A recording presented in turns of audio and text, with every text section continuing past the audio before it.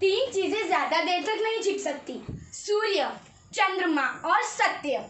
सत्य तो एक ना एक दिन सामने आकर ही रहता है। मेरे पिता राजा शुद्धोधन ने भी इसी सत्य से मुख मोड़ने और सत्य को छिपाने की नाकाम कोशिशें की थी। राजा शुद्धोधन के घर जब मेरा जन्म हुआ तो सारा राजभवन आनंद, उल्लास और खुशियों से झूम उठा। दिए महल की दीवारों को जगमगाने लगे। रात का अंधेरा मानो दिन की उजाले में तब्दील हो गया।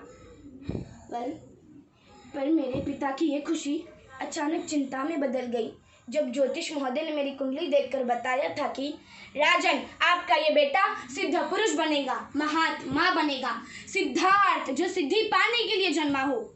पिता ने उसके बाद ना जाने कितनी कोशिश की कि मैं त्याग, तपस्या और मोक्ष जैसी बातों से कोसों दूर रहूं।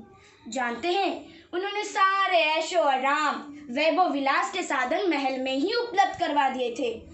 इतना ही नहीं, पिता ने मेरी जीवन संगिनी भी ला दी। बड़े गाजे बाजे और पूरे शाही अंदाज में मेरा विवाह यशोधरा से करवा दिया। सब कुछ ठीक चल रहा था कि एक दिन रथ में बैठकर जाते समय एक बूढ़ा गरीब दिखाई दिया जो दर्द से करा रहा था। उसे देखते ही मन में करुणा का तीव्र भाव जाग उठा। फिर कहीं से आवाज आई, राम नाम सत्य है, राम नाम सत्य है। मेरी नजर मृत्यु शैया पर लेटे व्यक्ति पर पड़ी। उसे देखते ही मन में आया, यह जीवन ऐसा क्यों है? मैंने खुद से सवाल किया, क्या यही जीवन का अंत है? इंसान दुखी क्यों है? हर तरफ दर्द, करार, चिंता, हिंसा, द्वेष, लड़ाई, झगड़े, कितनी पीड़ा भरी है इस जीवन में। फिर क्या था, रात घनी थी। अंधेरों से रास्ता बनाते हुए मैं घर से निकल पड़ा, चुपचाप।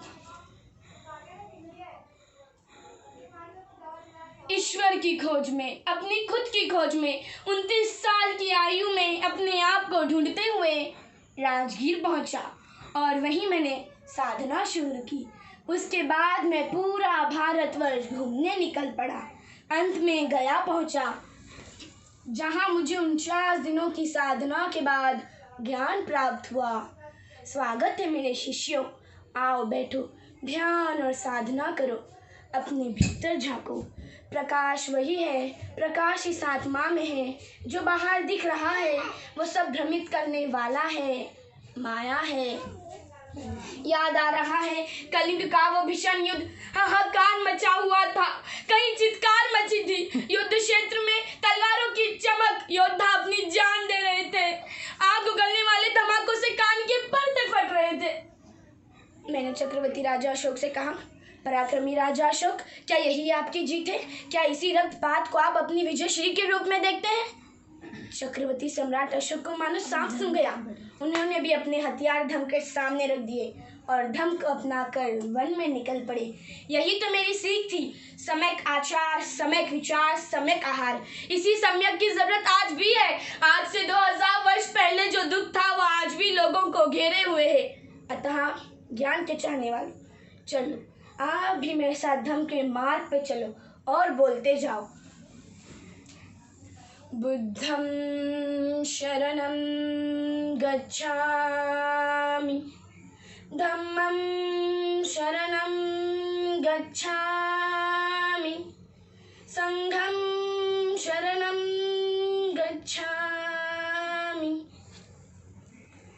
धन्यवाद।